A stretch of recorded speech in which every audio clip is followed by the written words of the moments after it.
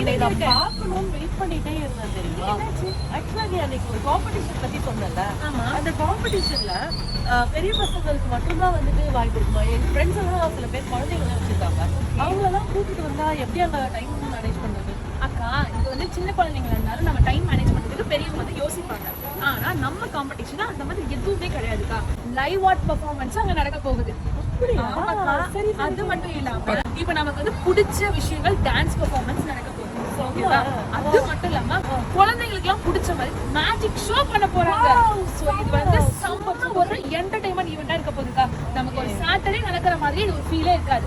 Just ஒரு ஃபங்க்ஷனுக்கு போயிட்டு வந்த ஈவென்ட் எப்படி இருக்குமோ அந்த மாதிரி பெர்ஃபார்மன்ஸ் நடக்க போகுது. Okay super. சோ நம்ம காம்படிஷனுக்கு வர மாதிரி வர வேண்டாம், ஏதோ வந்து ஈவென்ட் வந்து அட்டெண்ட் பண்ணிட்டு போற மாதிரி இருக்கும்னு சொல்றேன். கண்டிப்பா ஒரு என்ஜாய் பண்ற மாதிரி குழந்தைங்களும் கண்டிப்பா என்ஜாய் பண்ற மாதிரி தான் இருக்கும் அந்த ஃபங்க்ஷன். எல்லாரும் வந்துருங்க. ஓகே, வந்துருங்க.